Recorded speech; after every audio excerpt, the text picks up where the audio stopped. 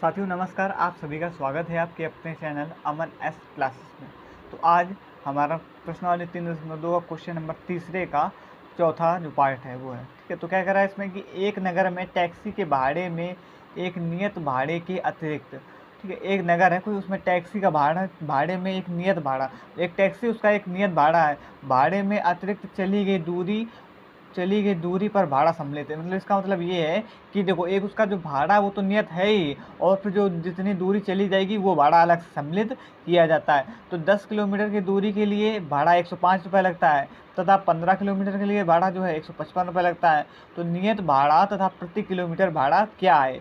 एक व्यक्ति को 25 किलोमीटर यात्रा करने के लिए कितना भाड़ा देना होगा? तो हमें बताना क्या है, नियत भाड़ा और प्रति किलोमीटर भाड़ा। ठीक है, तो इसका मतलब ये मोटा मोटा हम आपको ये बताएं कि देखो, हमें मतलब एक ऑटो है, मतलब एक टैक्सी है, तो उसमें नियत भाड़ा उसका है, और उसमें जितने 1 किलोमीटर की दूरी पर भी उसका जो भाड़ा है वो अलग से लगता है। तो ये हमें दोनों पहले बताना, हमें दोनों पता नहीं, तो हम दोनों को क्या, एक को x मान लेंगे, एक को y मान के हल करेंगे। फिर जब x और y के मान नियत भाड़ा और जो उसका 1 किलोमीटर पर भाड़ा है, इस दोनों जब निकल के आ जाएंगे, तब हम जो 25 किलोमीटर यात्रा करने के लिए कितना भाड़ा देना होगा वो भी हम निकाल लेंगे आराम से। तो चलो देखो, सबसे पहले तो यहाँ पर लिख लेते हैं कि माना, क्योंकि हमें देखो यहाँ पर क्या पता है कि नियत भाड़ा तथा प्रति किलोमीटर भाड़ा क्या है, ये हमें बताना है। ठीक है, तो यहाँ पर हम क्या मान लो कि माना नियत भाड़ा बराबर x। ठीक है, फिर इसी प्रकार से माना किलोमीटर, मतलब 1 किलोमीटर प्रति, 1 किलोमीटर, 1 किलोमीटर प्रति, माना 1 किलोमीटर का भाड़ा बराबर y, मतलब एक प्रति किलोमीटर का भाड़ा जो है वो y। ठीक, ये दोनों हमें निकालना है मान। तो अब देखो, अब क्या कह रहा है, पहले ये भी समझ लो। अब इसमें हमें पता है, इससे समीकरण हमें बनाना ना, क्योंकि प्रतिस्थापन विधि से हल करना है। तो 10 किलोमीटर दूरी के लिए भाड़ा 105 रुपये लगता है। तो 10 किलोमीटर मतलब क्या, 10 किलोमीटर, तो जो हमारा नियत भाड़ा है तो जोड़ेंगे, वो जो नियत भाड़ा वो x ये लग रहा है, नियत भाड़ा लग रहा है हमारा, फिर प्लस में क्या लग रहा है 10 किलोमीटर। तो हमें किलोमीटर का, 1 किलोमीटर का तो पता नहीं, तो 10 y हो जाएगा।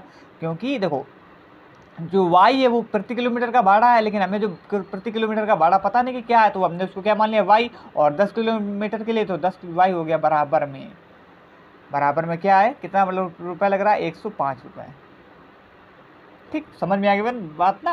तो ये नियत भाड़ा है और ये हमारा पूरा जो है 10 किलोमीटर के लिए भाड़ा, इन दोनों को जोड़कर हमारा जो आ रहा है वो बराबर 105 आ रहा है। तो यहाँ से हमें x और y के मान जो है निकालना है। फिर देखो दूसरा, ये हमारा समीकरण जो है फर्स्ट बन गया।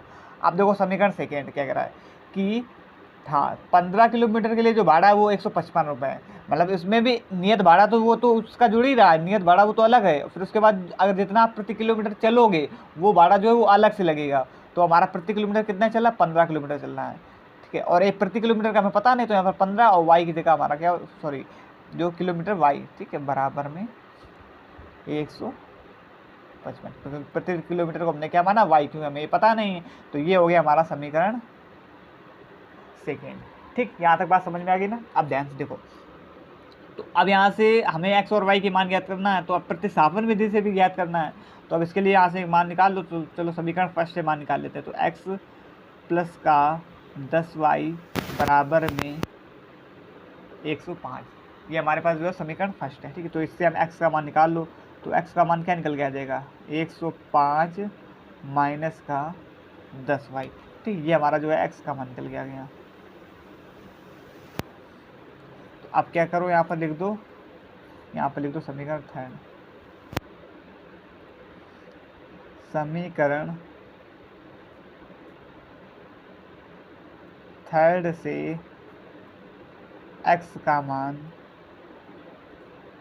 समीकरण किस में रखोगे, समीकरण फर्स्ट में रख दो या सेकेंड में रख दो, जो आपकी इच्छा के ऊपर डिपेंड कर। तो हमने समीकरण किससे, थर्ड से, तो समीकरण फर्स्ट से तो निकाला है, समीकरण सेकेंड में रख देते हैं, समीकरण सेकेंड में रखने पर।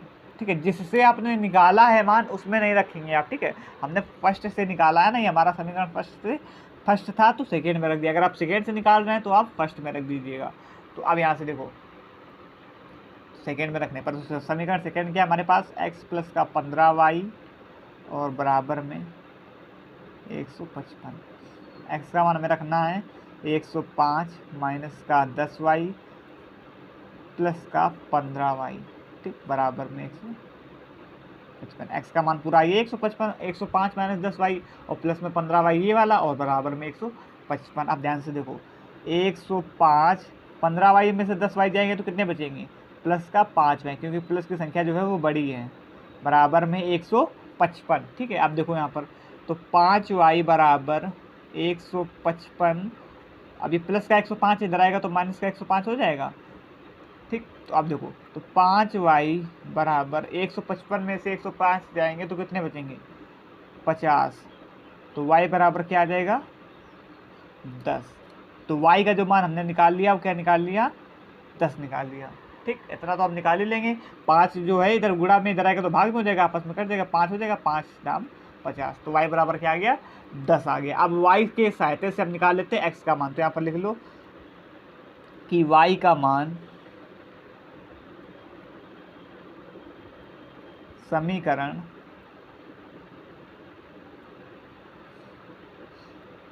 थर्ड में रखने पर, आप चाहे जिसमें रख सकते हैं, हम थर्ड में रख रहे हैं, समीकरण थर्ड में रखने पर। तो समीकरण थर्ड क्या है हमारे पास, x बराबर 105 माइनस का 10y, देखो ये ऊपर x बराबर में 105 माइनस का 10 इंटू y का मान क्या है 10। तो x बराबर 105 माइनस का 10 दाम 100। तो x बराबर क्या आ जाएगा, 105 में से 100 जाएंगे तो 5। तो देखो x का मान आ गया 5 और y का मान आ गया 10।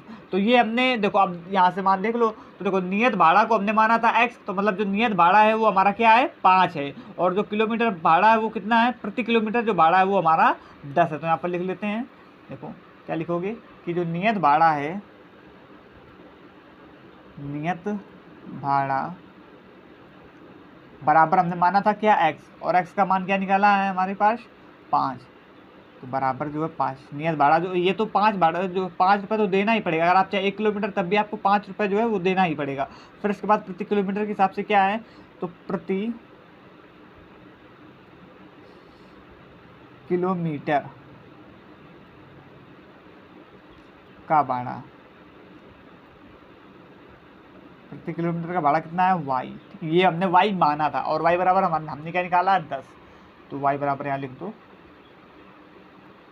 10, ठीक है। जैसे आप अगर 1 किलोमीटर जाएंगे तो हमारा जो नियत भाड़ा हो जाएगा 5, वो तो रुपये लेकिन देना ही पड़ेगा आपको, और 10 रुपये प्रति किलोमीटर के हिसाब से, तो 15 रुपये आपको जो है वो देना पड़ेगा। आपने एक आपको एग्जाम्पल ऐसे बताया, ठीक है।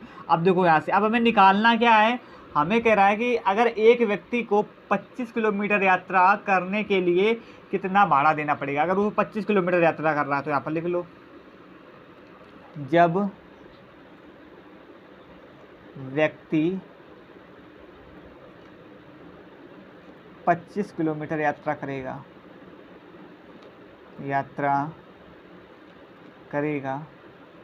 तब कुल भाड़ा बराबर, तो कुल जो भाड़ा है वो कितना देगा। तो देखो हमें नियत भाड़ा जो है वो हमारा तो 5 लग ही रहा है, तो यहाँ पर क्या हो जाएगा नियत भाड़ा, ठीक, ये हमारा जो लग रहा है नियत भाड़ा, ठीक है, प्लस में 25 किलोमीटर का जो भाड़ा होगा जिस हिसाब से उसको उस हिसाब से। तो देखो नियत भाड़ा हमारा कितना है 5 प्लस का, ठीक है 25। अब 25 किलोमीटर चल रहा है तो 1 किलोमीटर के हिसाब से देखो 1 किलोमीटर अगर आप जाओगे तो हमारा जो 10 रुपये लगेगा, तो 25 किलोमीटर जाएंगे तो कितना रुपये लगेगा, 25 का गुणा 10 में हो जाएगा। अगर आप 1 किलोमीटर जा रहे हैं तो हमारा 10 रुपये लग रहा है, और 25 किलोमीटर जाएंगे तो 25 का गुणा 10 में तो करोगे तो 25 दामन 50, सॉरी 250। तो 5 प्लस में 250 तो कितना आ गया 255।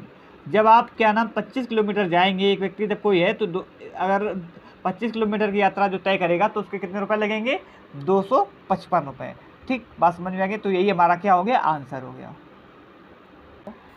देखो जैसे हमने कैसे किया, देखो जैसे जब कोई 1 किलोमीटर जा रहा है, ठीक, 1 किलोमीटर के लिए जो किराया है वो 10 रुपये, तो जब 25 किलोमीटर जाएगा, जब 1 किलोमीटर तो हमने सिर्फ 1 का गुणा कराया, हाँ जब 25 किलोमीटर जा रहा है तो 10 में हम 25 का गुणा कराएंगे तभी तो हमारा 250 आएगा, और वही देखो हमने यहाँ पर किया है, तब हमारा जो 255 आंसर आ गया। ठीक, आशा करेंगे समझ में आया होगा, किसी भी प्रकार का कोई डाउट नहीं हो। वीडियो अच्छी लगी हो तो वीडियो को लाइक कीजिएगा, कमेंट कीजिएगा, शेयर कीजिएगा, और चैनल में कोई नया हो तो चैनल को सब्सक्राइब करके बेल आइकन को भी प्रेस कर लीजिएगा, जिससे कोई भी नोटिफिकेशन आए तो सबसे पहले पहुँचे आपके पास। तो धन्यवाद, जय हिंद।